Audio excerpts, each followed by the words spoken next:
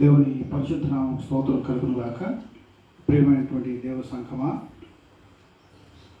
ఈ యొక్క ఆదివారం దినం దేవుని యొక్క కృప చొప్పున, దేవుని యొక్క భద్రత చొప్పున మనందరినీ ఆయన రెక్కల నిన్న కాచి కాపాడినందుకు దేవునికి మొట్టమొదటిగా నేను స్తోత్రాలు చెల్లిస్తున్నాను. అదేవిధంగా ఈ యొక్క పునరుద్ధాన దినం ఉదయకాలం ఈ యొక్క ఆన్లైన్లో దేవుని యొక్క ఆరాధన జరిగించడానికి దేవుడిచ్చిన కృపను బట్టి దేవుడికి స్తోత్రాలు చెల్లిస్తున్నాను.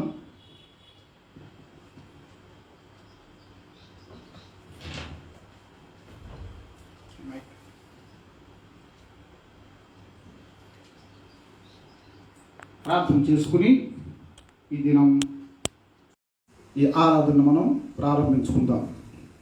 కళ్ళు మూసుకున్నట్లయితే మనం అందరం కూడా ఈ దినం దేవుణ్ణి మనస్ఫూర్తిగా ఆరాధించి ఆయన మన మొరలు ఆలకించి మనల్ని ఆశీర్వదించులాగున మనం ప్రార్థన చేసుకుందాం. మహాకృపయు కనికరము కలిగిన పరలోకపు తండ్రి, మీ పాదములు స్తోత్రం చెల్లిస్తున్నాం ప్రభువా. ఆయన ఇదిగో ఒక వార కాలం అంతా కూడా మీరు మమ్మల్ని సురక్షితంగా క్షేమంగా కాచి కాపాడినందుకు మీకు స్తోత్రాలు చెల్లిస్తున్నాం. సజీవ లెక్కలో ఉంచినందుకు మీకు స్తోత్రాలు చెల్లిస్తున్నాం ప్రభువా. ఈ లోకంలో అనేక మంది ఆయన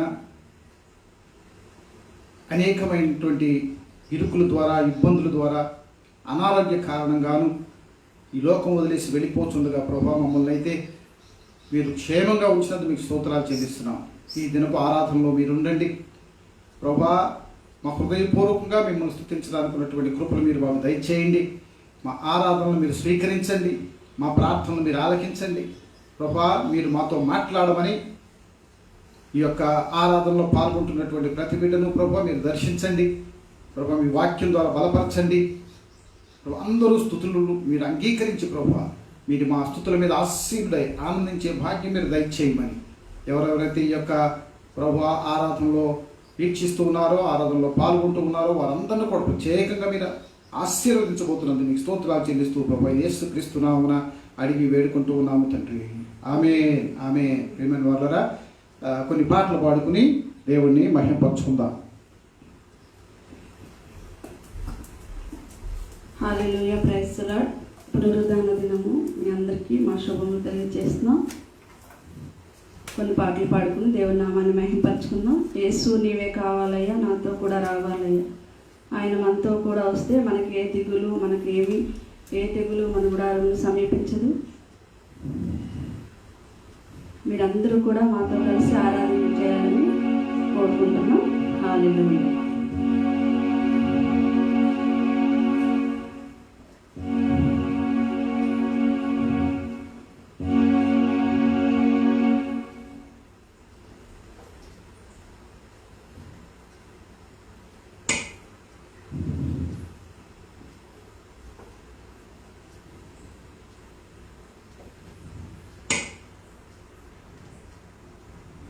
హల్లెలూయా, దేవుని స్తోత్రం.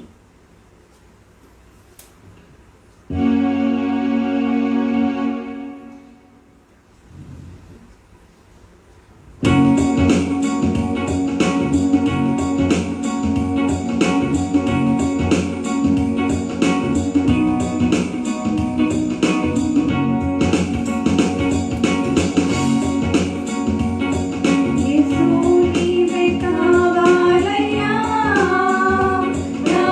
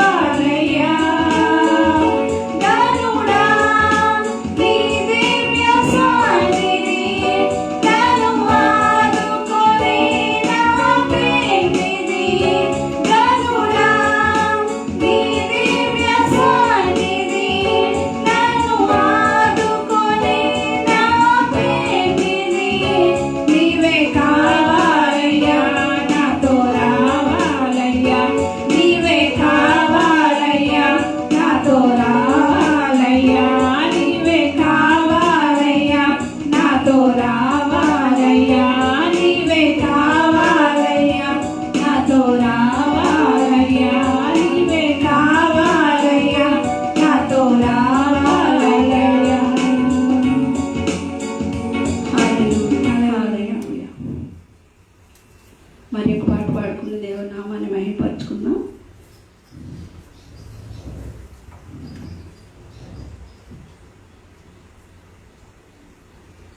ఏసేనా పరిహారి, ప్రియ ఏసేనా పరిహారి పాట పాడుకుందాం, దేవుని నామాన్ని మహిమపరచుకుందాం.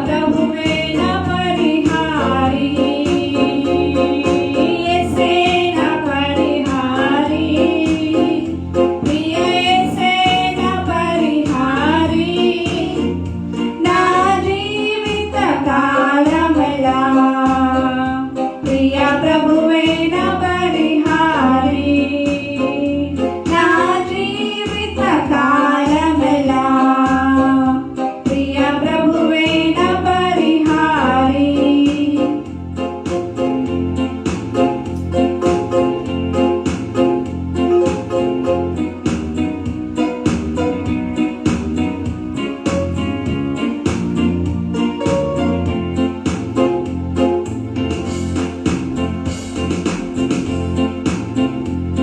బహువ్యాధులు నన్ను సోకినా నాకు శాంతి కరువైనా బహువ్యాధులు నన్ను సోకినా నాకు శాంతి కరువైనా నన్ను శోధకుడు శోధించినా ప్రియ ప్రభువే నా పరిహారి నన్ను శోధకుడు శోధించినా ప్రియ ప్రభువే నా పరిహారి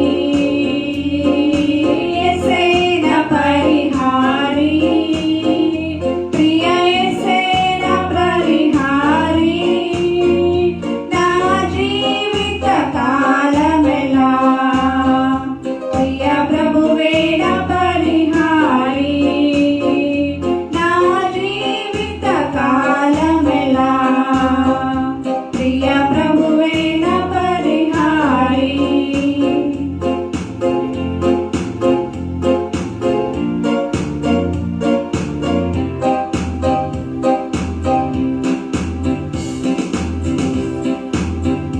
దేవా నీవే నా ఆధారం నీ ప్రేమకు సాటెవరు దేవా నీవే నా ఆధారం నీ ప్రేమకు సాటెవరు నా జీవిత కాలమంతా నిన్ను పాడి స్తుతించెదను నా జీవిత కాలమంతా నిన్ను పాడి స్తుతించెదను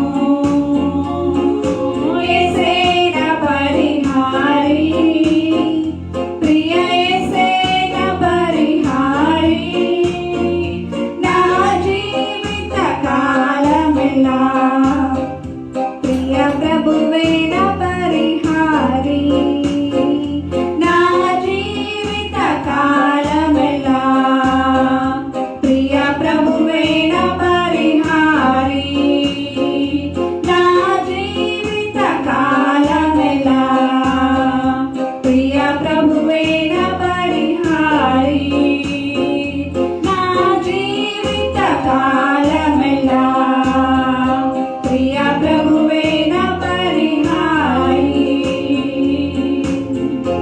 హల్లెలూయా హల్లెలూయా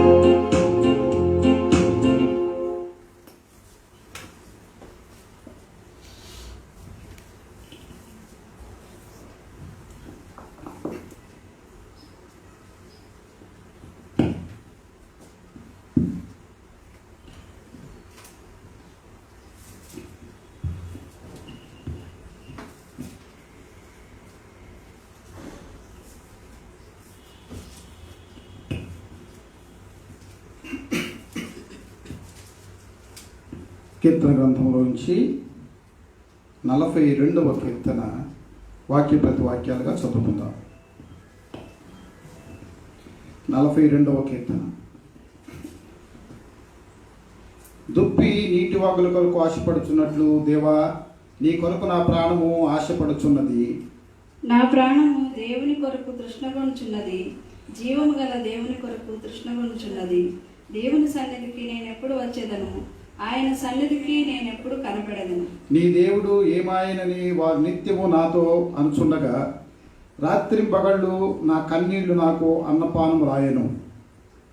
జనసమూహముతో పండగ చేయుచున్న సమూహముతో నేను వెళ్ళిన సంగతిని సంతోషము కలిగి స్తోత్రములు చెల్లించుచు నేను దేవుని మందిరమునకు వారిని నడిపించిన సంగతిని జ్ఞాపకము చేసుకొనగా నా ప్రాణము నాలో కరిగిపోవచ్చున్నది. నా ప్రాణమా నీవేళ కృంగి ఉన్నావు, నాలో నీవేళ తొందరపడుచున్నావు. దేవునియందు నిరీక్షణ ఉంచుము, ఆయనే నా రక్షణకర్త అనియు నా దేవుడనియు చెప్పుకొనుచు ఇంకను నేను ఆయనను స్తుతించెదను. నా దేవా, నా ప్రాణము నాలో కృంగి ఉన్నది. కావున యోర్దాను ప్రదేశము నుండి, హెర్మోను పర్వతము నుండి, మిసారు కొండ నుండి నేను నిన్ను జ్ఞాపకము చేసుకొంచున్నాను. నీ ప్రజల ప్రవాహదారుల ధ్వని విని కరుడును పిలుచుచున్నది.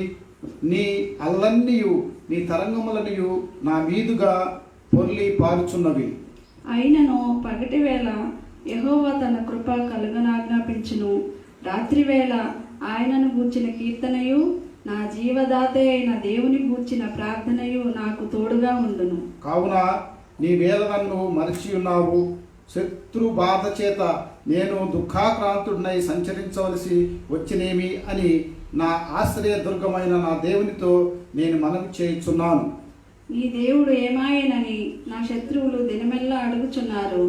వారు తమ దూషణల చేత నా ఎముకలు విరుచుచున్నారు. చివరి వాక్యం అందరూ కలిసి చదువుకుందాం. నా ప్రాణమా, నీ వేళ కృంగి ఉన్నావు, నాలో నీ వేళ తొందరపడుచున్నావు. దేవుని యందు నిరీక్షణ ఉంచుము, ఆయనే నా రక్షణకర్త నా దేవుడు, ఇంకను నేను ఆయనను స్తుతించెదను. దేవునికి స్తోత్రం. హల్లెలూయా, హల్లెలూయా. ఆయనే నా రక్షణకర్త నా దేవుడు, ఇంకను నేను ఆయనను స్తుతించెదను, ఇంకను నేను ఆయనను స్తుతించెదను. ఆయనను ఇంకా ఇంకా ఇంకా ఇంకా స్తుతించవలసిన వారుగా ఉంటున్నాము. ఎందుకంటే మన ప్రాణం కృంగిన వేళల్లో, మన ప్రాణము మరి భంగపడిన వేళల్లో, మనం కృంగి మరి కృషించుతున్న వేళల్లో ఆయన ఒక్కడే ఆధారం. కాబట్టి ఆయన ఇంకా స్తుతించే వారంగా మన కృంగిన స్థితిలోంచి మనం మరి కృంగిపోయినటువంటి పరిస్థితుల నుంచి లేవనెత్తబడాలంటే దేవుడిని స్తుతించడం ఒక్కటే మార్గం. ఆయనే మనల్ని లేవనెత్తగలిగినటువంటి దేవుడు. కాబట్టి ఆయన ఇంకా స్తుతిద్దాం. కొద్దిసేపు మనం ఆరాధన చేసుకుందాం, ఆయనకి స్తోత్రాలు చెల్లిద్దాం. ఎందుకంటే ఈ దినాల్లో మనం కృంగిపోయి ఉన్నాం. ఈ దినాల్లో మనం మరి తొందరపాటు కలిగి ఉన్నాం. ఈ దినాల్లో మనం అనేకమైనటువంటి భయాలకు లోనై ఉన్నాం. భయాలకు లోనయ్యి కాలు బయట పెట్టలేని పరిస్థితుల్లో మన హృదయాలు కృంగిపోయి ఉన్నాయి. మన మన మన ఏవి జరగట్లేదు, వ్యాపారాలు సరిగ్గా జరగట్లేదు, మన వ్యవసాయాలు సరిగ్గా జరగట్లేదు, మన పరిస్థితులన్నీ తారుమారుగా ఉన్నాయి. కాబట్టి అనేక కుటుంబాలు, అనేక మంది చాలా కృంగిన స్థితిలో ఉన్నారు. కాబట్టి వారందరూ లేవబడినట్లుగా దేవుణ్ణి ప్రార్థించుకుందాం, దేవుణ్ణి అర్థించుకుందాం. మన కృంగిన స్థితిలోంచి మనం లేవనెత్తగలిగినటువంటి దేవుడు మనకు స్తోత్రార్హుడు. కాబట్టి ఈ ఆదివారం ఉదయం ఆయన్ని స్తుతించవలసిన బాధ్యత మన మీద ఉంది. కాబట్టి ప్రియులారా, మనమందరం దేవునికి స్తోత్రాలు చెల్లించుకుందాం. ప్రభువా, మీకు వందనాలు. ఈ కృంగిన స్థితి నుంచి ప్రభు మమ్మల్ని మీరు లేవనెత్తండి, మా ప్రజల్ని మీరు లేవనెత్తండి, విశ్వాసులను మీరు లేవనెత్తండి. అనేక మంది దైవజయ సేవకులు ప్రభువా కృంగిన స్థితిలో ఉన్నారు. ఆయన ఈ కరోనా వ్యాధి బారిన పడి ప్రభా ఆ కుటుంబాలు కృంగిన పరిస్థితిలో ఉన్నారు. ప్రభా వాళ్ళని లేవనెత్తమని ఆయన మిమ్మల్ని వేడుకుంటూ ఉన్నాం. మీకు స్తోత్రం స్తోత్రం స్తోత్రం స్తోత్రం. ప్రభా మమ్మల్ని లేవనెత్తగలిగినటువంటి దేవుడు, ప్రభా మమ్మల్ని సృష్టించినటువంటి దేవుడు, మమ్మల్ని నడిపిస్తున్నటువంటి దేవుడు ప్రభా మీకు వందనాలు స్తోత్రాలు. ఆయన మీరు తప్ప మాకెవ్వరు ఈ లోకంలో లేరు. నాయన మీరు లేవనెత్తకపోతే మేము పడిన వారం పడినట్టుగానే ఉండిపోతాం. ప్రభువా ఆయన మీరు లేవనెత్తకపోతే మమ్మల్ని మేము ఆయన లేపుకోగలిగినటువంటి స్థితిలో మేము లేము. ప్రభువా ఆయన మమ్మల్ని మేము లేపుకోగలిగినటువంటి శక్తి, మమ్మల్ని మేము సరి చేసుకోగలిగినటువంటి జ్ఞానం మీరు మాకు ప్రసాదించండి. ప్రభా మీకు స్తోత్రం స్తోత్రం స్తోత్రం. నాయన మీకు వందనాలు. ఈ ఉదయకాలం ప్రభా ఇదిగో ఈ స్థితి నుంచి మమ్మల్ని లేవనెత్తబోతున్నందుకు మీకు వందనాలు. స్తోత్రం స్తోత్రం స్తోత్రం. హల్లెలూయా హల్లెలూయా హల్లెలూయా. గొప్ప దేవా మీకు స్తోత్రాలు, మీకు స్తోత్రాలు, మీకు స్తోత్రాలు. స్తుతులు స్తుతులు స్తుతులు స్తుతులు. హల్లెలూయా హల్లెలూయా హల్లెలూయా హల్లెలూయా హల్లెలూయా హల్లెలూయా. స్తోత్రం స్తోత్రం స్తుతులు ప్రభా. హల్లెలూయా హల్లెలూయా హల్లెలూయా హల్లెలూయా. దేవా మీకు వందనాలు వందనాలు తండ్రి. స్తోత్రం స్తోత్రం స్తోత్రం స్తోత్రం. నాయన పరిశుద్ధుడు పరిశుద్ధుడు పరిశుద్ధుడు నాయన. స్తుతులు స్తుతులు ప్రభువా. దేవా కనికరించే దేవుడవు నాయన, గొప్ప దేవుడవు తండ్రి. నీ స్తోత్రము నాయన. అయా మా స్తుతుల మీద ఆసీనుడవు తండ్రి. నీ స్తోత్రము నాయన. పరిశుద్ధుడా పరిశుద్ధుడా దేవా సహాయం చేయవాడవు నీవే తండ్రి. నీ స్తోత్రము నాయన. అయా ఒకసారి మా దేశాన్ని కనికరించండి. అయా మీకు వందనాలు వందనాలు తండ్రి. దేవా మీకే స్తుతులు స్తుతులు స్తుతులు ప్రభువా. పరిశుద్ధుడా స్తోత్రం స్తోత్రం స్తోత్రం. హల్లెలూయా హల్లెలూయా హల్లెలూయా హల్లెలూయా. దేవా మహిమగల రాజా మీకు వందనాలు తండ్రి. నీ స్తోత్రము నాయన అయా, నీ స్తోత్రాలు స్తోత్రాలు స్తోత్రాలు స్తోత్రాలు నాయన. స్తుతులు ప్రభువా తండ్రి. నీ స్తోత్రం స్తోత్రం స్తోత్రం. హల్లెలూయా హల్లెలూయా హల్లెలూయా హల్లెలూయా హల్లెలూయా హల్లెలూయా. దేవా మీ కృప చాలు తండ్రి. నీ స్తోత్రం స్తోత్రం నాయన. అయా కనికరించండి అయా. నీ స్తోత్రము నాయన. ఈ భయంకరమైన పరిస్థితుల నుంచి విడుదలిచ్చే దేవుడవు తండ్రి. నీ స్తోత్రము నాయన. దేవా మీకే స్తుతులు స్తుతులు తండ్రి. నీ స్తోత్రం స్తోత్రం స్తోత్రం. హల్లెలూయా హల్లెలూయా హల్లెలూయా హల్లెలూయా హల్లెలూయా. అయా మా దేశాన్ని కనికరించండి, మా రాష్ట్రాన్ని కనికరించండి అయా. నీ స్తోత్రం స్తోత్రం స్తోత్రం నాయన.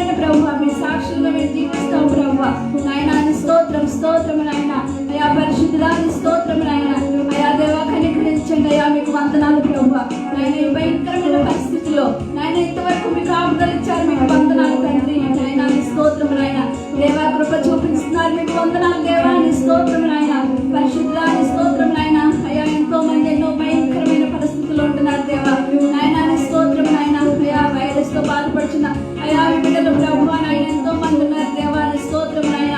దేవా కృప చూపించండి అయ్యా, కనికరించండి అయ్యా, నీ స్తోత్రం నాయన. అయా హాస్పిటల్లో ఉన్నవారు నాయన, ఆక్సిజన్తో ఉన్నవారిని, వెంటిలేటర్ల మీద ఉన్నవారిని అయ్యా మీరు కనికరించండి ఒకసారి ప్రభు నాయన. వారిని మీరు లేవనెత్తండి ప్రభు నాయన. మీ స్వస్థతను దయచేయండి తండ్రి, నీ స్తోత్రం నాయన. అయ్యా మీరు దర్శించండి ప్రభు, నీ స్తోత్రం నాయన.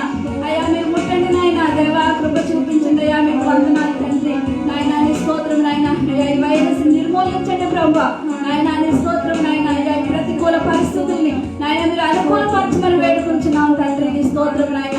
అయ్యా మేము మందిరాలకు వెళ్ళి ఆరాధన చేసుకోవాలి ప్రభు తండ్రి నాయన, నీ స్తోత్రం నాయన. దేవా నీ స్తోత్రాలు నాయన. అయ్యా ఒకసారి కనికరించమని వేడుకుంటున్నాం తండ్రి, నీ స్తోత్రం నాయన. పరిశుద్ధ మీకు వేలాది వందనాలు, స్తుతులు, స్తోత్రాలు తండ్రి, నీ స్తోత్రం నాయన. అయ్యా మా ప్రియులు అనేక మంది ప్రభు బలహీనులుగా ఉన్నారు తండ్రి నాయన. అయ్యా వారిని బలపరచండి నాయన. అయ్యా నీ స్తోత్రం నాయన. జ్వరాలతో బాధపడుతున్న వారిని విడుదల దయచేయండి ప్రభు, నీ స్తోత్రం నాయన. అయ్యా దర్శించండి ప్రభు నాయన, నీ స్తోత్రాలు నాయన. పరిశుద్ధ మీకు వేలాది వందనాలు, స్తుతులు ప్రభు నాయన. అనేక మంది ప్రభు నాయన వారి ప్రియులను కోల్పోయి ఉన్నారు ప్రభు నాయన, వారిని దర్శించండి ప్రభు, నీ స్తోత్రం నాయన.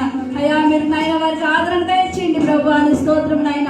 మీరు ఆదరించే దేవుడవు తండ్రి, నీ స్తోత్రం నాయన. మీరే తల్లి తండ్రి ఆదరించండి ప్రభు, నీ స్తోత్రం నాయన. దేవా మీకు వందనాలు, స్తుతులు, స్తోత్రాలు నాయన, నీ స్తోత్రం నాయన. అయ్యా అలాగే ప్రభు నాయన ట్రీట్మెంట్ చేసిన డాక్టర్స్ ని, నర్సుల్ని ప్రభు, ఆ స్టాఫ్ ని, బృందాలందరినీ నాయన అయ్యా మీ కాపుదల్లో భద్రపరచండి ప్రభు. పోలీసు వారిని తండ్రి, నీ స్తోత్రం నాయన. దేవా కృప చూపించండి అయ్యా, నీ స్తోత్రం నాయన. మున్సిపాలిటీ వారిని ప్రభు నాయన, నీ స్తోత్రాలు తండ్రి మీరు కాచి కాపాడండి తండ్రి, నీ స్తోత్రం నాయన. దేవా మీకు వందనాలు తండ్రి, స్తుతులు ప్రభు నాయన. ముఖ్యంగా సేవకులను బట్టి వందనాలు ప్రభు నాయన. మీ సేవకులందరినీ మీరు కాచి కాపాడండి తండ్రి, నీ స్తోత్రం నాయన. అయ్యా మీ సేవలు ప్రభు అనేకులకి నాయన అయ్యా పంచే నాయన సేవకులు మీరు దర్శించండి ప్రభు. ఎవరైతే హాస్పిటల్లో ఉన్నారో నాయన, వైరస్ తో బాధపడుతున్నారో నాయన, మీ సేవకులు ఒకసారి కనికరించమని వేడుకుంటున్నాం తండ్రి, నీ స్తోత్రం నాయన. అయ్యా మీ సేవ ఇంకను వెదజల్లాలి ప్రభు నాయన, ఈ భారతదేశం అంతటి నాయన తండ్రి, నీ స్తోత్రం నాయన. దేవా కృప చూపించమని వేడుకుంటున్నాం తండ్రి, నీ స్తోత్రం నాయన. పరిశుద్ధుడా మీకు వేలాది వందనాలు ప్రభు, మీరు దర్శించమని వేడుకుంటున్నాం తండ్రి, నీ స్తోత్రం నాయన.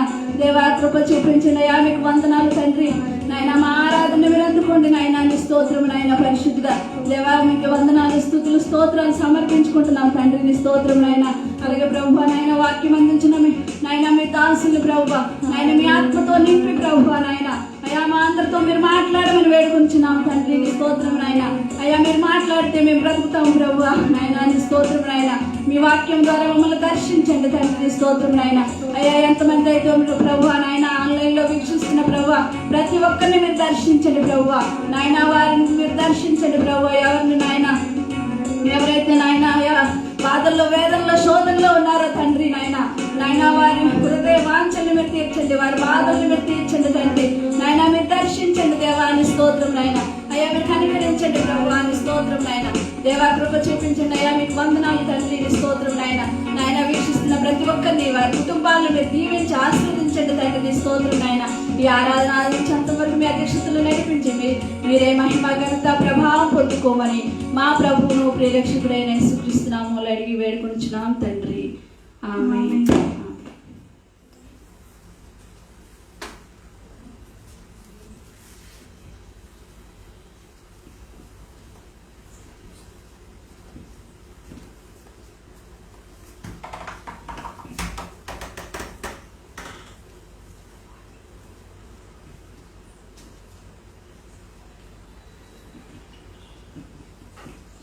దేవుని పరిశుద్ధ నామానికి స్తోత్రం కలుగునుగాక. కొద్ది నిమిషాలు మనం వాక్యాన్ని ధ్యానం చేసుకుందాం. పేమెంట్ ద్వారా మరి ఒకసారి ఈ యొక్క లైవ్ ఆరాధనలో పాల్గొన్నటువంటి మీ అందరూ కూడా మాకు హృదయపూర్వక వందనాలు నేను తెలియజేస్తున్నాను. ఈ సమయాన్ని ఇచ్చినటువంటి దేవునికి నా వందనాలు తెలియజేస్తున్నాను. ముఖ్యంగా ఈ దినాల్లో ఉన్న పరిస్థితుల్లో చాలా కుటుంబాలు, చాలామంది కృంగిపోయినటువంటి పరిస్థితిలో ఉన్నారు, నిరాశలోను, నిస్పృహలోను. ఎందుకంటే ప్రపంచంలో ముఖ్యంగా మన దేశంలో చాలా విషయాలు జరగట్లేదు, చాలా విషయాలు ఆగిపోయినాయి. వారి కుటుంబ ఆధారమైనటువంటి అనేక విషయాలు ఆగిపోవడం వల్ల చాలా కుటుంబాలు చాలా ఇబ్బంది పడుతున్నారు. మరి ముఖ్యంగా కష్టపడి జీవించే వారికైతే కష్టం చేయడానికి ఉన్నటువంటి అవకాశం లేకుండా మరి పోయిన కారణంగా చాలామంది కృంగిపోయినటువంటి స్థితిలో ఉన్నారు. దేవునికి స్తోత్రం కలుగునుగాక. అయితే అనేక సార్లు మన జీవితంలో ఇలాంటి స్థితులు వచ్చినప్పుడు అయ్యో ఎందుకు ఇలాగ వచ్చింది, అయ్యో నిజంగా దేవుడు చూడట్లేదా, దేవుడు ఆలకించట్లేదా, దేవుడు దర్శించట్లేదా, ఎందుకు దేవుడు మా చుట్టూ ఉంచిన కంచెని తీసివేశాడా, లేకపోతే దేవుడికి మా మీద కోపం వచ్చిందా, ఇలాంటి అనేకమైనటువంటి ప్రశ్నలు మన ముందు ఉద్భవిస్తూ ఉంటాయి. అయితే పిల్లల నిజంగా మనం గమనిస్తే కృంగిపోయే స్థితి అనేది మనకు ఈ లోకంలో సైతానుడు అనే ఒక శక్తి ఉండడం వల్ల, లేదా దైవ ఏతర శక్తి ఉండడం వల్ల ఎప్పుడు కూడా ఇలాంటి పరిస్థితులు ఏర్పడుతూ ఉంటాయి. ఒకవేళ సైతాను శక్తి దైవ శక్తి కాకుండా ఇంకొక శక్తి ఏది లేదు అనే పరిస్థితుల్లో అయితే ఇలాంటి పరిస్థితులు ఎప్పుడూ రావు. ఎందుకంటే దేవుడు అన్యాయం చేసేవాడు కాదు, దేవుడు కష్టపెట్టే దేవుడు కాదు, దేవుడు మనల్ని హింసించే దేవుడు కాదు. కాబట్టి ఆయన ఒక్కడే ఉంటే లోకంలో ఇలాంటి పరిస్థితులు ఏమి ఉండవు. నిజంగా ఇలాంటి పరిస్థితులు లేని లోకం ఒకటి రాబోతూ ఉంది. దానిలోకి మనం వెళ్ళబోతున్నాం, దానిలోకి నేను వెళ్ళట్లేదు. కానీ ఇక్కడ ముఖ్యంగా ఈ భూలోక జీవితంలో మనకి ఇలాంటి పరిస్థితులు ఎందుకు దాపురిస్తున్నాయంటే సైతానుడు అనేవాడు ఒకడు ఉన్నాడు. కాబట్టి వాడు ఎప్పుడు కూడా దేవుని మీద గెలవాలని, దేవునికి వ్యతిరేక కార్యాలు జరిగిస్తూ దేవుణ్ణి ఎలాగోలా ఆయన్ని జయించాలనే ఉద్దేశంతో ఈ లోకంలో ఉన్నటువంటి మనల్ని పావులుగా వాడుకొని ఎవరైతే ఆయన అంగీకరించి ఆయన వెంబడిస్తున్నారో అలాంటి వారి జీవితాల్లో కృంగే పరిస్థితులు వాడు తీసుకొచ్చి ఏం చేస్తాడంటే ప్రియరా మనల్ని దేవుడి నుంచి దూరం చేయడానికి ప్రయత్నం చేస్తాడు. ఎందుకు దేవుడి నుంచి దూరం చేస్తున్నాడంటే దేవుడి నుంచి దూరం అయిపోయిన వాడందరూ కూడా వాడితో పాటు జాయిన్ అవుతారు. కాబట్టి అంటే వాడి సైన్యంగానో వాడి జనాంగంగానో వారు తీర్చబడతారు. కాబట్టి దేవుడి నుంచి దూరం చేసే ఒక ప్రక్రియలో ఎప్పుడు సైతానుడు ఉంటాడు. సైతానుడంట దేవుడి నుంచి దూరం చేయడానికి మనిషి మీద 3 విధాలుగా ప్రయత్నం చేస్తూ ఉంటాడు. ఏంటంటే ఒకటి శారీరకంగా వాడు మన మీద దాడి చేస్తాడు, రెండవది మానసికంగా దాడి చేస్తాడు, మూడవది ఆత్మీయంగా దాడి చేస్తాడు. శారీరకంగా దాడి చేస్తాడు, మానసికంగా దాడి చేస్తాడు, అదేవిధంగా ఆత్మీయంగా కూడా దాడి చేస్తాడు. ఎందుకంటే ఈ మూడింటికి అవినాభావ సంబంధాలు ఉన్నాయి. ఒకసారి శారీరకంగా దాడి చేసి శారీరకంగా కృంగదీస్తే, శారీరకంగా కృంగిపోతే మానసికంగా కూడా కృంగిపోతారు. మానసికంగా కృంగిపోయినాడు వారు దేవునికి దగ్గరగా వెళ్ళలేరు, ప్రార్థన సరిగ్గా చేయలేరు. ఎందుకంటే శారీరకంగా కృంగిపోయారు, జబ్బుతోనో జ్వరంతోనో బాధపడుతూ ఉంటారు. అలాంటి వారు మానసికంగా చాలా ఇబ్బంది పడుతూ ఉంటారు. వారు మానసిక వికాసం లేక మానసిక ఇబ్బందుల ద్వారా సరిగ్గా కూర్చొని ప్రార్థన చేయలేరు, దేవుణ్ణి ధ్యానించలేరు. ఇలాంటి పరిస్థితులు సహజంగా లేదా మానవ నైజంలో అది సహజంగా జరుగుతూ ఉంటుంది. కాబట్టి శారీరకంగా దాడి చేస్తాడు, శారీరకంగా లొంగనటువంటి వారిని మానసికంగా దాడి చేస్తారు. మానసికంగా అంటే అబద్ధాలు చెప్పి మోసపరిచి మన సైకలాజికల్గా మనల్ని దెబ్బతీస్తారు. అది కూడా సైతానుడు క్రియే. అప్పుడు కూడా మనం మానసికంగా దెబ్బతిన్ననాడు మనం సరిగ్గా భోజనం చేయలేము, సరిగ్గా తినలేము, మానసిక వ్యాధులతో మన శరీరం కూడా కుంగిపోతూ ఉంటుంది. శరీర బలహీనత వల్ల దేవుని దగ్గరికి వెళ్ళలేము, ప్రార్థన చేయలేము, కూర్చోలేము, ఉంచోలేము. ఇలాంటి పరిస్థితుల వల్ల మానసికంగా కూడా అంటే అది కాకపోతే ఇది కాకపోతే అది, ఏదైనా సరే ఆత్మీయంగా మనల్ని దెబ్బతీసి మనల్ని దేవునికి దూరంగా తీసుకువెళ్ళడం వాడి ప్రథమ కర్తవ్యంగా వాడు పని చేస్తూ ఉంటాడు. దేవునికి స్తోత్రం. ఇలాంటి వాటికి మనం దొరికిపోయినాడు ప్రియుడా, మనం ఏం చేయాలి? ఇలాంటి పరిస్థితులు వచ్చినప్పుడు, మనం కృంగిన పరిస్థితులు లేకపోతే కృషించిపోయే పరిస్థితులు వచ్చినప్పుడు మనం ఏ విధంగా ఉండాలి అనేది మనం ఒకసారి ధ్యానం చేయవలసిన అవసరం ఉంది. ముఖ్యంగా సాతానుడు శారీరకమైన దాడి చేసినప్పుడు చూడండి, యోహాను సువార్త 8వ అధ్యాయం 44 వచనం చూస్తే, యోహాను సువార్త 8వ అధ్యాయం 44లో ఆది నుండి వాడు నరహంతకుడై ఉండి సత్యమందు నిలిచిన వాడు కాడు అని చెప్పి రాయబడింది. వాడు ఆది నుంచి కూడా ఆది నుండి వాడు నరహంతకుడు. శారీరకంగా దాడి చేస్తాడు, శారీరకంగా కృంగతీస్తాడు. వారు నరుల్ని దాడి చేసి కృంగదీసి దేవుడి నుంచి దూరం చేయాలని వాడు ఆలోచన చేస్తూ ఉంటాడు. లూకాసు వార్త 13వ అధ్యాయం 10 నుంచి 13 చూస్తే యేసు ప్రభు ఒక దినాన విశ్రాంతి దినాన సమాజ మందిరంలోకి వెళ్ళినప్పుడు అక్కడ ఒక స్త్రీని ఆయన చూస్తారు. ఆమె 18 సంవత్సరాల నుంచి వంగిపోయి నిలబడలేని స్థితిలో ఆమె ఉంటూ ఉంది. దేవునికి స్తోత్రం కలుగుగాక. అది ఆమెకు సహజంగా వచ్చింది కాదు. అక్కడ మనం చదివితే విశ్రాంతి దినమున చూడండి, ఒకసారి చదువుదాం. లూకాసు వార్త 13వ అధ్యాయం 10 నుంచి చూస్తే, విశ్రాంతి దినమున ఆయన ఒక సమాజ మందిరంలో బోధించుతున్నప్పుడు 18 ఏండ్ల నుండి బలహీనపరచు దయ్యము పట్టిన ఒక స్త్రీ, 18 సంవత్సరాల నుంచి ఆమెను శారీరకంగా బలహీనపరిచే దయ్యం పట్టి, అంటే దయ్యము ఆమెను పట్టి ఆమెను బలహీనపరుస్తుంది. నడుము వంచేసి ఆమెను లేవలేకుండా, మరి లేచి దేవునితో నడవలేకుండా, లేచి దేవుని స్తుతించలేకుండా, విటారుగా నిలబడి ఏ కార్యం చేసుకోలేకుండా. ఎందుకంటే ఆమె భక్తురాలు. ఎందుకంటే ఆమెని యేసయ్య కనుగొన్నది స్ట్రీట్లో కాదు, లోకంలో కాదు, ఊర్లో కాదు, కానీ సమాజ మందిరంలో చూశారంటే 18 ఏళ్ళ నుంచి ఆమె సమాజ మందిరానికి వెళుతూనే ఉందని మనం అర్థం చేసుకోవాలి. సో భక్తి కలిగినటువంటి స్త్రీ ఆమె భక్తి నుంచి తప్పించడానికి ఆమెను సైతానుడు దయ్యం ఆమెను వంచి ఉంచుతుంది. దేవునికి స్తోత్రం కలుగుగాక. ఆమె స్థితి ఒకసారి గమనించండి. 18 సంవత్సరాల నుంచి ఏది స్వయంగా సరిగ్గా చేసుకోలేక, ఎవరిలోకి వెళ్ళి నిఠారుగా నిలబడలేక, ఈవెన్ దేవుని సన్నిధిలో కూడా జారుగా మరి ఆమె తన ముఖం ఎత్తి దేవుని వైపు చూసి, ఆకాశం వైపు చూసి ప్రార్థన చేయలేని స్థితి అది మనకు అర్థమవుతూ ఉంది.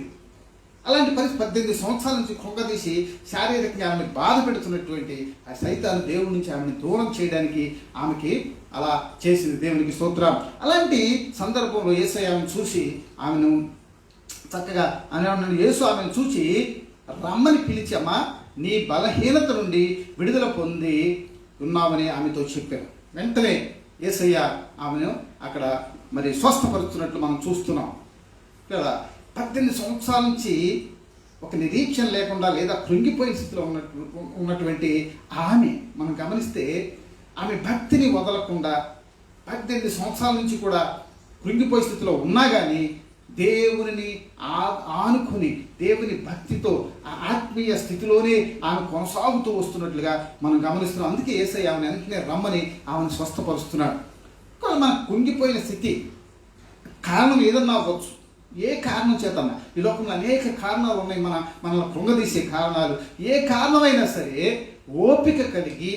ఓపిక కలిగి ఎంత దీర్ఘకాలమైనా సరే దేవుడు మనకున్నాడు, దేవుడిని ఆశ్రయించి మనం ముందుకు వెళ్ళాలి అని చెప్పి మన కృంగిన స్థితిలో కూడా మనం ముందుకు వెళ్ళినట్లయితే, ఆయన మీద అనుకుని, ఆయన మీద నమ్మకం ఉంచి, ఆయన మీద విశ్వాసంతో మనం ముందుకు వెళ్ళినట్లయితే సైతాను శోధన ఎప్పటికైనా సరే విడిపోయేదే లేదా పారిపోయేదే. దేవునికి స్తోత్రం. ఎందుకంటే ఆ సైతానికి ఈ లోకంలో జయం లేదు. సైతాన్ని జయించినటువంటి ప్రభువు దేవునికి స్తోత్రం మనకు అండగా ఉన్నాడు. కాబట్టి మనం ఆ సైతాని యొక్క ఆ శారీరక శోధన నుంచి కృంగిపోకుండా ఆయన మీద ఆధారపడి ముందుకు వెళ్ళాలి. రెండవదిగా వాడు మరి మానసిక దాడి కూడా చేస్తాడు.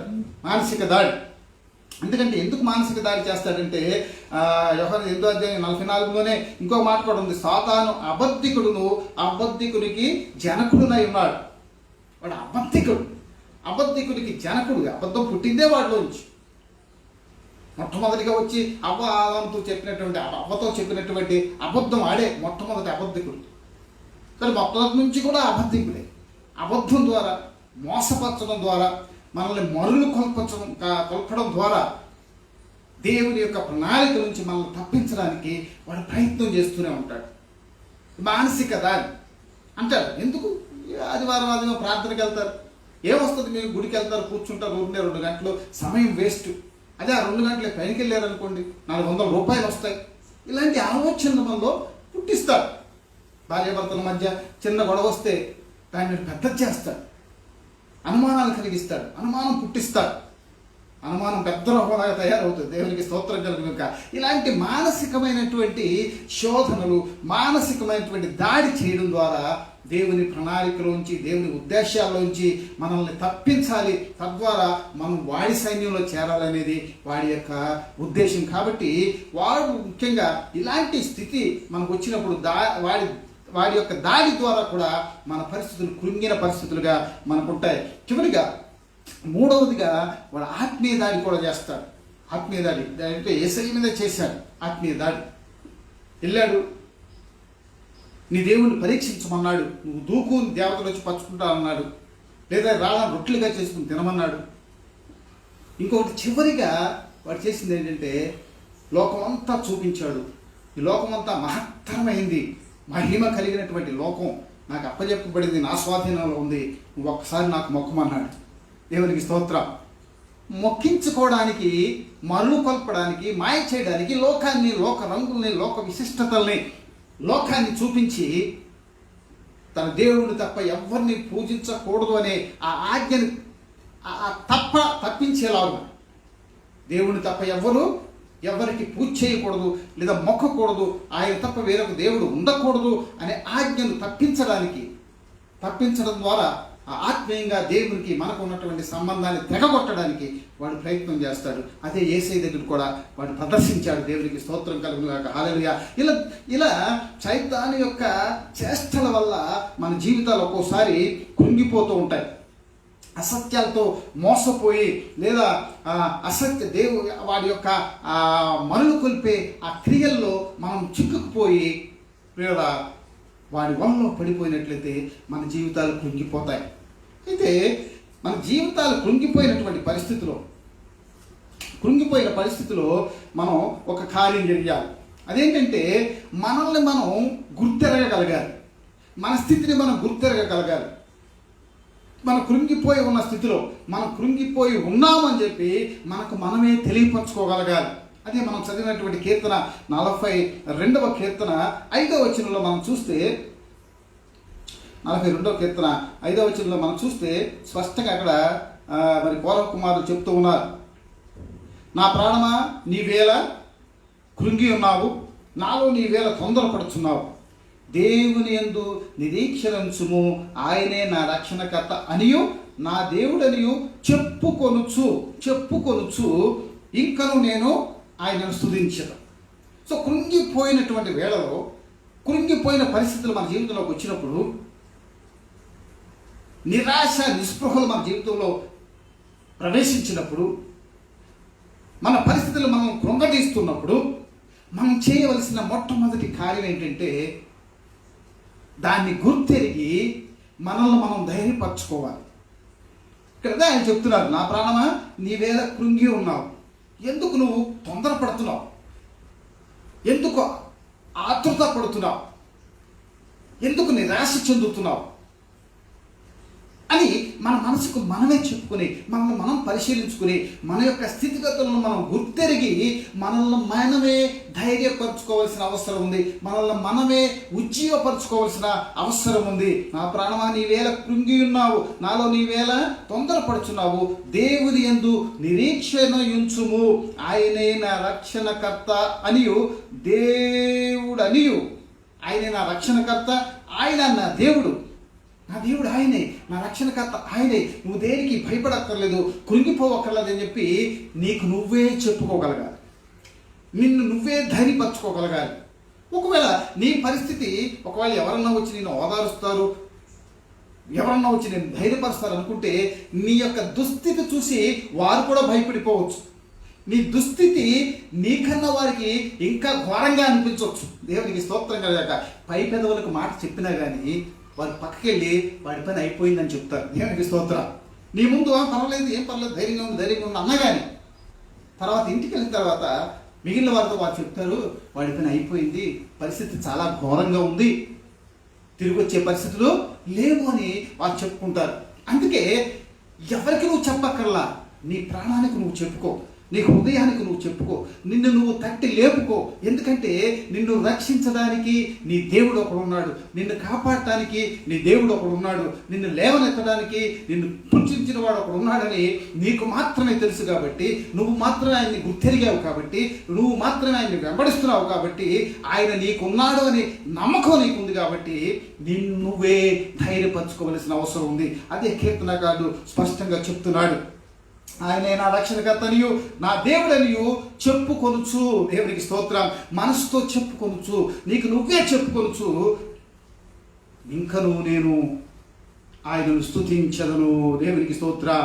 నిన్ను నువ్వే సంభాళించుకోవలసిన సమయం అది. నిన్ను నువ్వే మరి ధైర్యపరచుకోవాల్సిన, నిన్ను నువ్వే దేవుని మీద ఆధారపడి లేచి నిలబడవలసిన సమయం కృంగిపోయే వేళలంటే.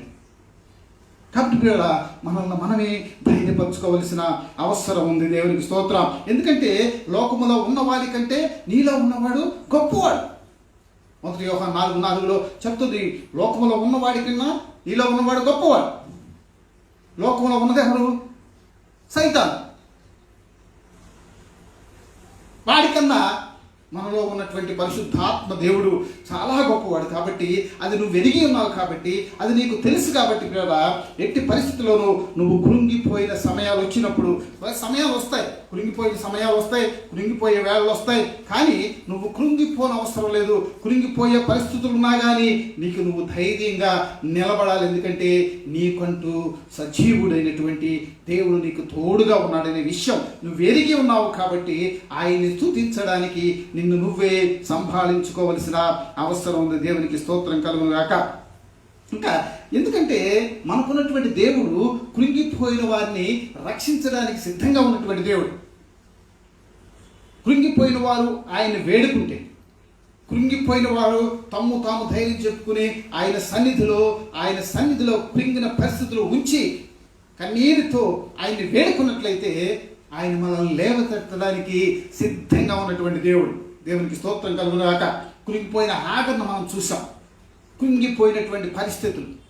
నమ్ముకున్న అబ్రహాము నెత్తిన నీళ్లు పెట్టి ఆహారం పెట్టి చక్కగా బిడ్డనిచ్చి పంపించేశారు. నడి ఎడారిలో వదిలేశారు. దేవునికి స్తోత్రం. హల్లెలూయా. దిక్కు లేని పరిస్థితి, ఎటు చూసినా ఎవ్వరు లేరు.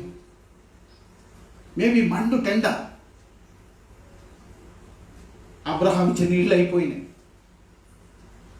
తనంటే ఏదో ఇంక కొన్ని రోజులు బ్రతకొచ్చు, లేదా కొన్ని గంటలు బ్రతకొచ్చు, కానీ చంటి బిడ్డ, చేతిలో ఉన్నటువంటి చంటి బిడ్డ ఆ బ్రతకడానికి అవకాశం లేదని ఆగరికి అర్థమైనప్పుడు వాడిని ఒక దగ్గర పడుకోబెట్టి వింటి వేటి దూరం అంతా, బాణం వేసినంత దూరానికి వెళ్ళి వాడి చావు చూడలేక అక్కడికి వెళ్ళి ఆవిడ మరి అంగలార్చినట్టు లేదా మొర్ర పెట్టినట్లు మనం చూస్తూ ఉన్నాం. దేవునికి స్తోత్రం కలుగును కాక. హల్లెలూయా, హల్లెలూయా. ఎలుగెత్తి ఏడ్చిన రాయబడింది. ఆమె ఎలుగెత్తి ఏడ్చింది. వెంటనే దేవుడు రియాక్ట్ అవుతున్నాడు. ఎందుకు ఆమెకి దేవుడు రియాక్ట్ అయ్యాడంటే, ప్రియుడా, దేవుడు ఎన్నుకుని పిలుచుకున్నటువంటి కుటుంబంలో ఇంతకాలం ఉన్నటువంటి ఒక స్త్రీ, తను పిలుచుకున్నటువంటి తన దాసునికి సేవ చేసినటువంటి స్త్రీ, తన దాసునికి జీవితాన్ని పంచుకున్నటువంటి స్త్రీ. ప్రియరా, దేవునికి స్తోత్రం కలుగును గాక. అంత మాత్రమే కాదు ప్రియరా, దేవుని మాట ప్రకారము ఆమె ఇక్కడ వదిలివేయబడింది. కాబట్టి దేవునికి స్తోత్రం. దేవుని మాట ప్రకారం అంటే దేవుని ప్రణాళికలో భాగంగా ఆవిడ ఇక్కడ వదిలివేయబడింది. కాబట్టి ప్రియరా, ఆయన ప్రణాళికలో ఉన్న దేన్ని కూడా ఆయన వదిలిపెట్టే దేవుడు కాదు. దేవునికి స్తోత్రం కలుగును గాక. ఆయన ప్రణాళికలో భాగంగానే అబ్రహాము ఆమెను తీసుకుని వదిలేయమని దేవుడు చెప్పాడు. ఆయన వదిలేయమన్నాడు, కానీ నేను వదిలేస్తానని మాత్రం ఆయన చెప్పలేదు. దేవునికి స్తోత్రం కలుగును గాక. హల్లెలూయా. ఎప్పుడైతే ఎలుగెత్తి ఏడ్చిందో, ఎప్పుడైతే కృంగిన స్థితిలో ఉందో, ఆయన ప్రణాళికని నెరవేర్చడానికి ఆయన తన దూతలను పంపించాడు. దేవునికి స్తోత్రం. హల్లెలూయా. వారిని రక్షించాడు, వారిని గొప్ప జనాంగంగా చేశాడు. కాబట్టి మన కృంగిన స్థితిలో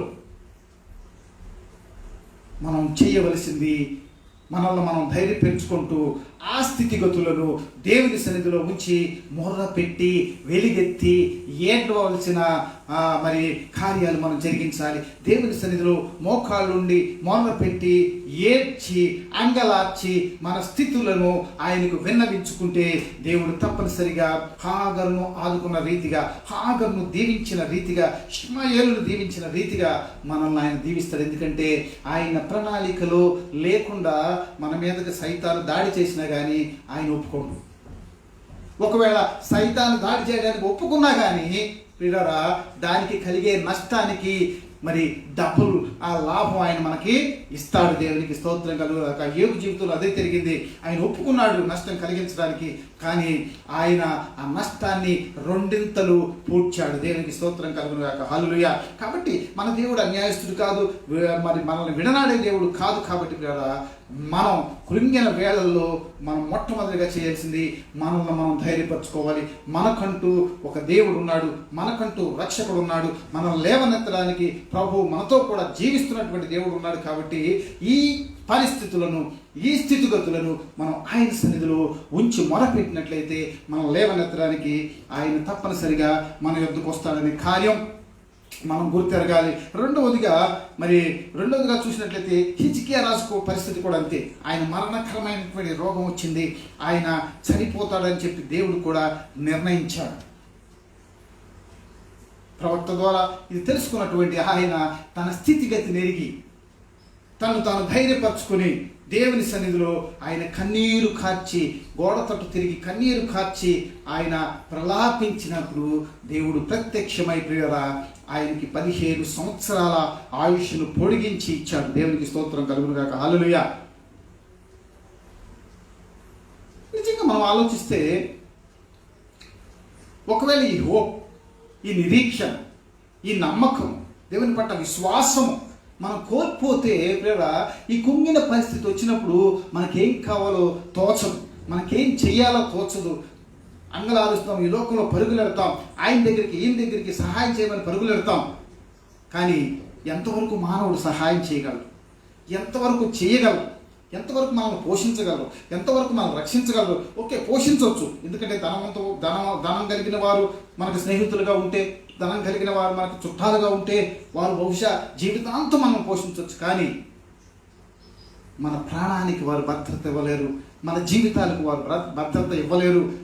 అదంతా దేవుని యొక్క చేతిలో ఉన్నటువంటి పని. సమాధి నుంచి మన ప్రాణములు లేవనెత్తగలిగింది దేవుడు మాత్రమే. కాబట్టి మన కృంగిన వేళల్లో మనం చేయవలసింది మనల్ని మనం ధైర్యం చెప్పుకుని దేవుని సన్నిధానంలో మన యొక్క ఆ స్థితిగతులను ఆయన సన్నిధిలో మొనపెట్టినట్లయితే హిజ్కియా రాజుగా ఆయన ఆయుష్ను కూడా పొడిగించి ఆయన ప్రణాళికను తీర్చిదిద్ది దాన్ని సరిచేసి కరెక్ట్ చేసి మన జీవితాలను నిలబెట్టగలిగినటువంటి దేవుడు. దేవునికి స్తోత్రం కలుగునుగాక. హల్లెలూయా. హల్లెలూయా. ఇంకొకటి కూడా నేను ఉదాహరణ చెప్పి, ఏలియా జీవితంలో కూడా ఇలా జరిగింది. ఏలియా చివరికి విసిగిపోయాడు, నీరసించిపోయాడు. దాక్కుని పరుగులెత్తి ఆయన అలసిపోయాడు. ఆయనకి అది అర్థమైపోయింది, ఇంకా నేను ఎక్కడికి వెళ్తాను, నా స్థితి బాగాలేదు అని చెప్పి కృంగిపోయినటువంటి ఆ యొక్క స్థితిలో ఆయన ఏమడుగుతున్నారు? 1 రాజుల 19వ అధ్యాయం 4వ వచనంలో మనం చూస్తే, తాను ఒక దిన ప్రయాణము అరణ్యములోనికి పోయి ఒక బదిరీ వృక్షం కింద కూర్చుంది, మరణాపేక్ష గలవాడై, మరణ కోరిక, అబ్బా ఇంకా నేను బ్రతకలేను, ఇంకెందుకు నేను బ్రతకడం, ఇంక నేను ఏం చేయలేను, సాధించలేను, నేను ఇంకా ప్రయాణం చేయలేకపోతున్నాను, పరిగెత్తలేకపోతున్నాను, దాగుండలేకపోతున్నాను, మరి దుష్టుడైనటువంటి రాజు నన్ను వెంబడిస్తూ ఉన్నాడు, సైన్యం వెంబడిస్తుంది, ఎక్కడ దొరికితే అక్కడ చంపేస్తారు. ఇలాంటి ఆలోచనలు కలిగి మరణాపేక్ష, ఇంకెందుకు ఇక్కడ ఉండడం అవసరం లేదు, నేను చనిపోతాను, నేను మరణాపేక్ష కలిగిన వాడే, యెహోవా నా పితరుల కంటే నేను ఎక్కువ వాడును కాను, ఇంత మట్టుకు చాలు, నా ప్రాణము తీసుకొను అని ప్రార్థన చేశాడంట. చాలు ప్రభువా, ఇంకా నా ప్రాణం తీసేసుకో. లేదా మన ప్రాణం తీయటానికి కాదు, మనం ప్రాణం పోషింది. మనం గ్రహించాలి, మన ప్రాణాలు అర్థంతరంగా తీయడానికి కాదు ఆయన మనకు ప్రాణాలు పోసింది. కృంగిన స్థితి వచ్చిందని చెప్పి, కష్టం వచ్చిందని చెప్పి, దుఃఖం వచ్చిందని చెప్పి, మన చేతగాని స్థితిలో మనం చాలు ఇంకా అని అనడానికి మనమెవరం? దేవునికి స్తోత్రం. మనల్ని పుట్టించింది, మనం బ్రతికించింది, మనం నడిపిస్తున్నది ఆయన ప్రణాళిక చొప్పున, ఆయన చేయడానికి ఉద్దేశించిన కార్యాలు జరిగించడానికి, ఆయన చేయవలసిన కార్యాలు మన జీవితంలో జరగడానికి ఆయన మనల్ని ఈ భూమి మీద ఉంచాడు. కాబట్టి మధ్యలో వెళ్ళిపోతానడానికి మనమెవరం? మనకు ఆ హక్కు లేదు. దేవునికి స్తోత్ర. అది స్పష్టంగా నిరూపించబడింది ఏలియా విషయంలో. వెంటనే దేవుని దూత దేవుడు ఆయన ప్రార్థన ఆలకించాడు. ప్రార్థన ఆలకించకపోతే జవాబు ఇవ్వడు. దేవునికి స్తోత్రం. ఆయన ప్రార్థన ఆలకించాడు, వెంటనే జవాబిస్తున్నాడు. జవాబు ఏంటంటే, నువ్వు చనిపోవడానికి వీలు లేదు. నా లెక్క ప్రకారం లేదా నా ప్రణాళిక ప్రకారం ఇంకా నువ్వు చేయవలసింది చాలా ఉంది. దేవునికి స్తోత్రం. నువ్వు చేయవలసిన ప్రయాణం చాలా ఉంది, నువ్వు చేయవలసిన కార్యాలు చాలా ఉన్నాయి. బహుశా మన జీవితంలో కూడా ఇదే జరుగుతూ ఉండదు. అనేక సార్లు అయ్యో ఎందుకు ఇంకా నా బ్రతుకనే పరిస్థితులు మనకు వస్తాయి. అయ్యో ఇంకెందుకు, ఇంకేం చేయగలం, ఇంక నేను ఏం చేయలేనే పరిస్థితులు మనకు వస్తాయి. ఏ దిక్కు తోచనటువంటి పరిస్థితులు మనకు కనబడుతూ ఉంటాయి. ఒక్క అడుగు ముందుకు వేయలేనటువంటి పరిస్థితులు మనకు కనబడుతూ ఉంటాయి. ఈ లోకంలో అలల్లాగాను తుఫాన్ లాగాను శ్రమలు వెంబడి శ్రమలు మన మీదకు కొడుతూ ఉంటాయి. అప్పుడు మనకు అనిపిస్తుంది, ఎందుకు ఇంక బ్రతకడం, ఎందుకు చాలు ప్రభువా అని ప్రార్థన కూడా చేస్తాం. ప్రభువా చాలు, ఇది చాలు నాయన అంటాం. కానీ చాలదు. ఆయన లెక్క ప్రకారం, ఆయన సృష్టించినటువంటి లెక్క ప్రకారం మనం ఏమి చేయాల్సి ఉందో, మన ద్వారా ఆయన ఏది సాధించాలనుకుంటున్నాడు, మన ద్వారా ఎవరిని ఆశీర్వదించాలనుకుంటున్నాడు, మన ద్వారా ఎవరికి బుద్ధి చెప్పాలనుకుంటున్నాడు, ఎవరికి ఏది జరిగించాలనుకుంటున్నాడు, అవన్నీ జరిగే వరకు దేవుడు మనల్ని కృంగనివ్వడు. దేవునికి స్తోత్రం కలుగుగాక. కృంగిన వేళల్లో ఆయనకు మొరపెట్టినట్లయితే కావలసినటువంటి నిప్పుల మీద కాల్చినటువంటి అప్పాలు, మాంసము అక్కడ సిద్ధపరచబడింది. దేవునికి స్తోత్రం కలుగుగాక. హల్లెలూయా. కృంగిపోయి చనిపోదాం అనుకున్న ఆయనకి బ్రతికించడానికి కావలసినటువంటి అన్ని ఏర్పాట్లు దేవుడు చేశాడు. మన పరిస్థితుల్లో కూడా మనకు తెలియక్కర్లేదు. బహుశా మనకు అర్థం కాకపోవచ్చు, బహుశా మనకు కనపడకపోవచ్చు. కానీ ఆ సమయానికి సమయోచితమైనటువంటి సహాయం దేవుడు చేయడానికి సిద్ధంగా ఉంటాడు.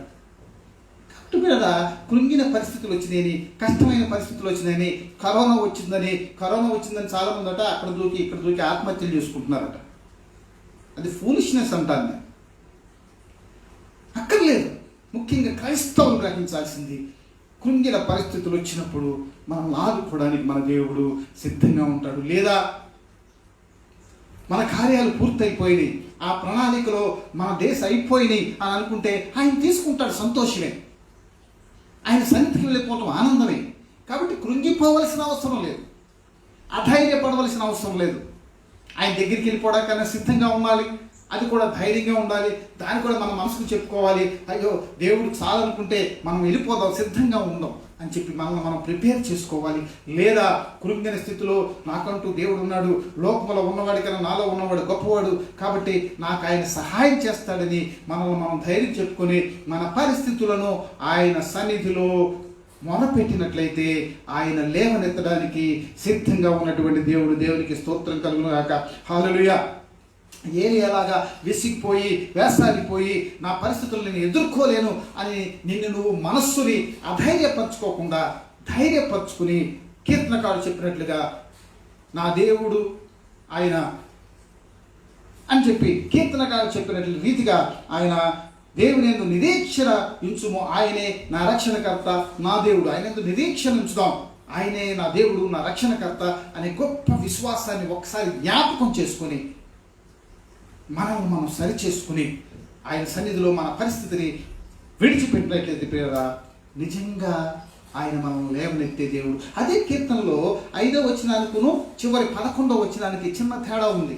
వచనాలు ఒకలాగా ఉన్నా కానీ ఒక మాట అక్కడ మనకు కనబడదు.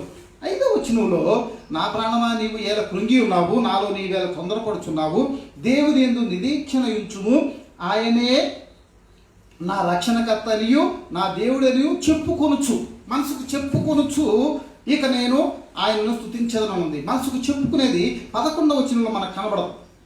11వ వచనం ఏముందంటే, నా ప్రాణమా నీవేళ కృంగి ఉన్నావు, నాలో నీవేళ తొందరపడుచున్నావు, దేవుని యందు నిరీక్షణ ఉంచుము, ఆయనే నా రక్షణకర్త, నా దేవుడు, ఇక నేను ఆయనను స్తుతించదను. చెప్పుకోవడం లేదిక.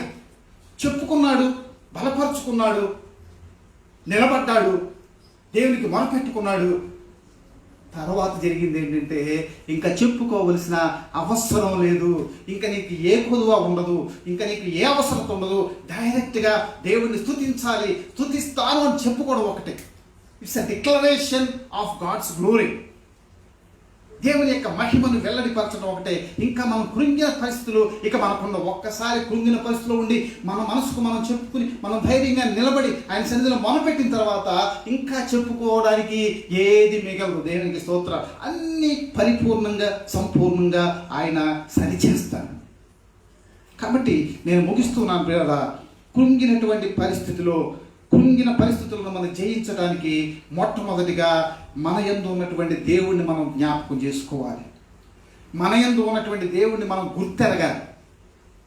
మనం ఏదో అనాథులుగా ఈ లోకంలో బ్రతకట్లేదు, లేదా ఏ కారణం లేకుండా ఈ లోకంలో బ్రతకట్లేదు. ఎందుకంటే ముందుగా ఏర్పాటు చేసిన సత్కార్యాలు జరిగించడానికి దేవుడు మనల్ని యేసుక్రీస్తులో మరలా పుట్టించాడు. కాబట్టి మరలా పునర్జన్మలోకి వచ్చినటువంటి మనకి కార్యాలు ఉన్నాయి. ఆ కార్యాలు పూర్తయ్యే వరకు కూడా దేవుడు మనల్ని వదిలిపెట్టడు. కృంగిన పరిస్థితులు వచ్చినా కానీ వస్తాయి. కృంగిన పరిస్థితులు వచ్చినా కానీ మనం గుర్తెరగాల్సింది, మనలో దేవుడు మనల్ని నడిపిస్తున్నాడు అనేది గుర్తెరిగి మనల్ని మనం సంభాలించుకొని మన మనసుకు మనం చెప్పుకుని ధైర్యం చెప్పుకొని మనం ఆయన సన్నిధిలో మొదలుపెట్టినట్లయితే ప్రతి విషయం నుంచి ఆయన లేవనెత్తాడు. తర్వాత మనం ఏ విషయం గురించి ఎవరికి చెప్పుకోవాల్సిన అవసరం ఉండదు. దేవుని స్తుతించడం తప్ప. దేవునికి స్తోత్రం కలుగునాక. కాబట్టి ఆయన మనకున్నాడు.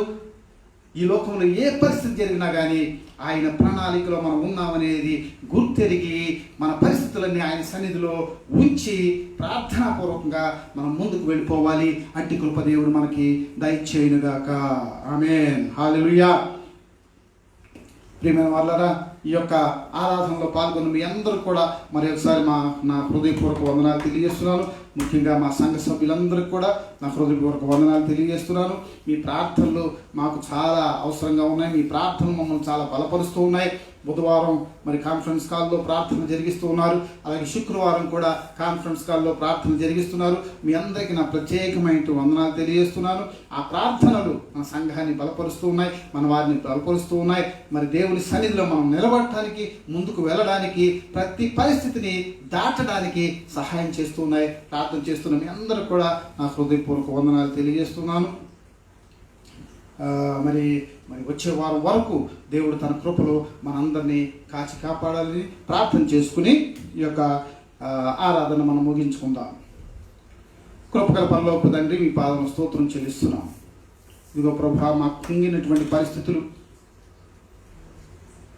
నాయన, ఈ లోకంలో ఉన్నటువంటి ఈ దినాల్లో ఉన్నటువంటి పరిస్థితులు చాలా భయంకరమైనటువంటి పరిస్థితుల్లో ఉన్నాం. ఏమి చేయలేని పరిస్థితిలో ఉన్నాం నాయన. మా పరిస్థితులను బట్టి మేము కృంగిపోతూ ఉన్నాము నాయన. ఆ కుంగిపోయే పరిస్థితుల్లో ఏం జరిగించాలనేది మీ ఆత్మ ద్వారా మీరు మాతో మాట్లాడినందుకు మీకు స్తోత్రాలు. మీరు మాతో కూడా ఉన్నారు కాబట్టి మేము ధైర్యంగా నిలబడాలనే సత్యాన్ని మీరు మాకు బయలుపరిచినందుకు మీకు స్తోత్రాలు. మేము ధైర్యంగా నిలబడటమే కాకుండా మా పరిస్థితిని మీ సన్నిధిలో ప్రభువా నాయన మొరపెట్టుకోవాలని చెప్పి సత్యాన్ని మీరు మాకు దయచేసినందుకు మీకు స్తోత్రాలు. ప్రభా, అట్టి కృప మీరు మాకు దయచేయండి నాయన. ఈ దినం ఈ యొక్క ఆరాధనలో పాల్గొన్నటువంటి ప్రతి బిడ్డను కూడా మీరు ఆశీర్వదించండి ప్రభా, బలపరచండి ప్రభా. మీకు వందనాలు, స్తోత్రాలు, స్తుతులు చెల్లిస్తున్నాం ప్రభా. మీకు వందనాలు నేను ఈ దినం మరి ఒకసారి ప్రభా కోవిడ్తో బాధపడుతున్నటువంటి దైవ జనాంగాన్ని అందరినీ కూడా ప్రభా మీ పాస్ సన్నిధిలో జ్ఞాపకం చేసుకోండి ప్రభా. నాయన అనేక మంది పాస్టర్లు, అనేక మంది విశ్వాసులు ప్రభా ఈ కోవిడ్ బారిన పడి ప్రభా అనేకమైనటువంటి ఇరుకులు, ఇబ్బందులు, కృంగిపోయే స్థితిలో ఉన్నారు ప్రభా. వారికి నాయన మీరు ధైర్యం దయచేయండి, వారికి మీరు స్వస్థత దయచేయండి ప్రభా. వారిని, వారి కుటుంబాలను ప్రభా మీరు ఆదుకోమని ప్రార్థన చేస్తున్నాం ప్రభా. అదేవిధంగా ఈ లోకంలో అనేక మంది ప్రభా అదే బారిన పడి ప్రభా నశించిపోతూ ఉన్నారు నాయన. అట్టి వారిని ప్రభా రక్షించాలనుకున్నటువంటి అవకాశం వారికి దయచేయమని ప్రార్థన చేస్తున్నాను ప్రభా. మీకు వందనాలు, స్తోత్రాలు. ముఖ్యంగా మా సంఘాన్ని మీరు జ్ఞాపకం చేసుకోండి, సంఘ బిడ్డలు మీరు జ్ఞాపకం చేసుకోండి ప్రభా. ప్రత్యేకంగా ప్రభా లక్ష్మి గారిని, వారి బాబుని మీరు జ్ఞాపకం చేసుకోండి ప్రభా. స్వస్థత దయచేయండి నాయన. మీకు వందనాలు. మున్సి గారికి ఇచ్చినటువంటి స్వస్థతను బట్టి మీకు స్తోత్రాలు చెల్లిస్తున్నాం ప్రభా. మీకు వందనాలు, స్తుతులు ప్రభా. థామస్ అయ్య గారిని ప్రభా, లైసామ గారిని, వారి బిడ్డలను ప్రభా, తల్లిని ప్రభా, సహోదరిని అందరినీ కూడా ప్రభా మీరు ఇంతవరకు కాచి నడిపించినందుకు మీకు స్తోత్రాలు చెల్లిస్తూ ఉన్నాం. అయినా మీ కృపలో మమ్మల్ని నడిపిస్తున్నందుకు మీకు వందనాలు తెలియజేస్తున్నాం ప్రభా. అయినా రాబోయే దినాల్లో కూడా పరిస్థితులు ఎలా ఉంటాయో మాకు తెలియదు కానీ ప్రభా, ప్రతి పరిస్థితిలో కూడా ప్రభా మీరు మాతో ఉండి ముందుకు నడిపిస్తున్నందుకు మీకు స్తోత్రాలు చెల్లిస్తూ మీరే మీ దీవెనలతో కృపతో మమ్మల్ని నడిపించమని మా ప్రభు అయినటువంటి యేసుక్రీస్తు నామమున అడిగి వేడుకుంటూ ఉన్నాము తండ్రి. ఆమేన్, ఆమేన్. తండ్రి అయిన దేవుని యొక్క ప్రేమ, యేసుక్రీస్తు వారి కృప, కనికరము, కాపుదల, పరిశుద్ధాత్మ దేవుని యొక్క అన్యోన్య సహవాసము, శాంతి, సమాధానములు కూడిన మనందరికీ ఈ లోక పరిశుద్ధులందరికీ సదాకాలము తోడై ఉండి నడిపించునుగాక. ఆమేన్, ఆమేన్. యేసు రక్తమే జయం, సిలువ రక్తమే జయం. యేసు నామకు సంపూర్ణ విజయం కలుగునుగాక. మీ అందరికీ మరి ఒకసారి నా హృదయపూర్వక వందనాలు. Thank you so much.